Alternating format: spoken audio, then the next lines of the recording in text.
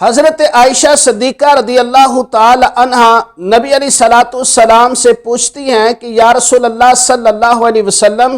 کیا آپ کے نزدیک سب سے زیادہ پسندیدہ شعبان المعظم کے روزے رکھنا ہے؟ تو نبی پاک علیہ الصلوۃ والسلام نے فرمایا ہاں، کیونکہ عائشہ اس سال مرنے والی ہر جان کے بارے میں اللہ رب العزت لکھ دیتا ہے کہ جس نے اس سال مرنا ہے، اور میں یہ چاہتا ہوں کہ جب میرا وقت رخصت آئے تو میں روزے کی حالت میں ہوں۔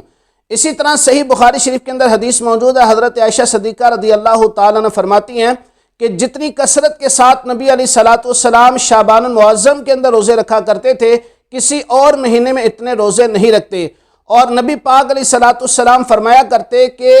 اے لوگو، اپنی استطاعت کے مطابق عمل کرو، اللہ تعالیٰ اپنا فضل اس وقت تک نہیں روکتا جب تک تم اکتا نہ جاؤ۔ اللہ رب العزت ہمیں شعبان المعظم کے اندر کثرت سے روزے رکھنے کی توفیق نصیب فرمائے، آمین بجاہ نبی الامین صلی اللہ علیہ وسلم۔